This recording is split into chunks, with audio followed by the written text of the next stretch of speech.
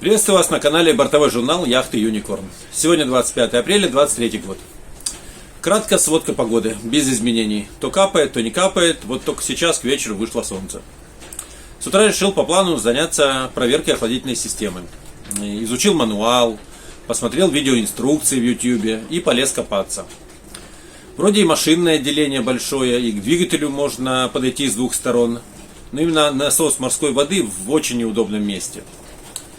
Открыл и обрадовался, что решил посмотреть. Импеллер, на русском это будет крыльчатка, был на последнем издыхании.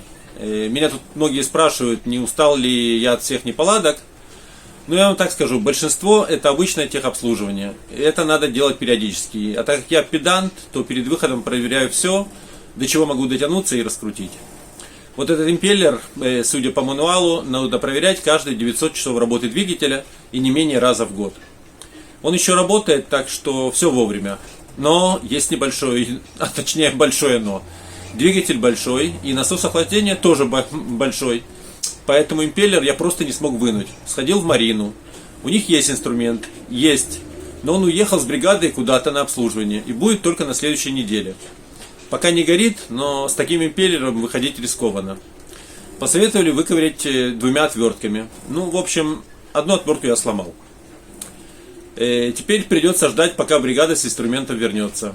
Собирать пока не стал, все равно не рискну выходить. Инструмент уже заказал на Алиэкспресс, всего за $45. Потому что сюда можно заказать всего за 110 евро и 40 евро пересылка. 150 евро. Еще к вопросу пересылки. Помните разъем для подрульки? Так вот, друзья купили две штуки, про запас, за 1,1 фунта. То есть получается 1 евро 25 каждый. Даже не знаю, сколько заплатили за пересылку. Вчера проверил статус пересылки, была попытка передачи. Сегодня утром часов в 10 опять иду в марину. Помните почтальона из Печкина? Почтальон Печкина из Простоквашино? Так вот, у меня посылка для дяди Федора, но я вам ее не отдам, у вас документов нет. Тут то же самое.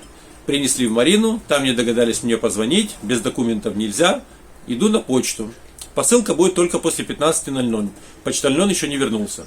Но самое интересное, я должен заплатить таможенный сбор в размере 2,71 евро за посылку стоимостью 2,5 евро. Больше, чем сами разъемы стоили. Я удивлен и обескуражен, но использовал совершенно другие слова. Мне тут еще друзья помогли с одной деталькой для посудомоечной машины. Так вот, деталька стоила 8 евро, а пересылка сюда 26.